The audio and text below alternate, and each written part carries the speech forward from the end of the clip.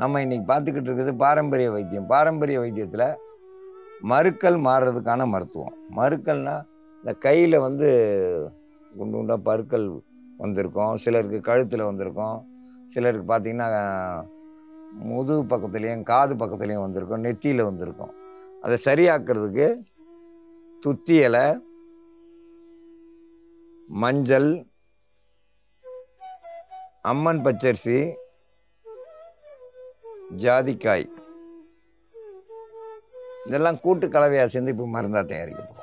மருக்கள் மரு அப்படின்னு சொல்லிட்டாக்கா சில பேருக்கு கையில் இந்த கை விரல் எடுக்குகளில், இந்த பெரங்கையில், நெத்தியில், கழுத்துக்கிட்ட இப்படிலாம் வந்து அதை வந்து மருக்கள் பால் பருக்கள் அப்படின்னு சொல்லுவோம். சில பேருக்கு ரத்த கலரில் இருக்கும், சில பேருக்கு கருப்பு கலரில் இருக்கும்.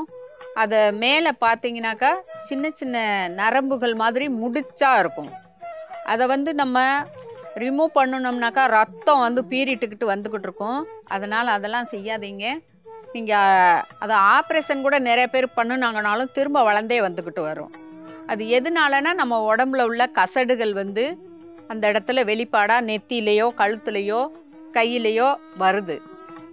அதை சரி பண்ணுறதுக்கான மருந்து தயாரிக்கும் முறையை பார்ப்போம். கிராமப்புறத்தில் அதை பால் பற்கள் அப்படின்னு சொல்லுவாங்க.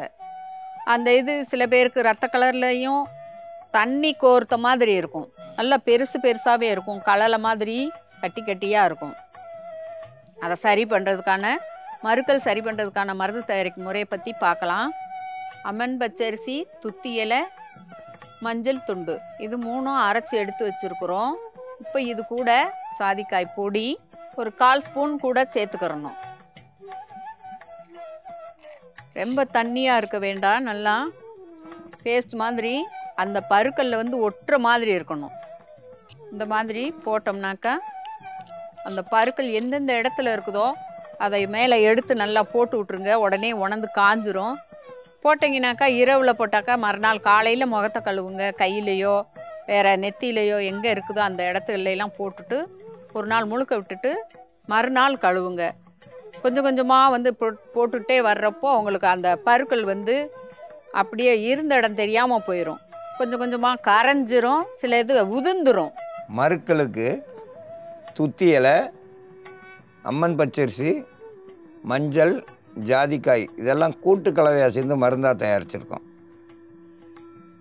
இது அப்படியே அந்த மருக்கள் மேலே போட்டுட்டு வந்தோம்னா அந்த மருக்கள் வந்து கொஞ்சம் கொஞ்சமாக மறைய ஆரம்பிச்சிடும். மருக்களுக்கு இது ஒரு சிறந்த மருந்து.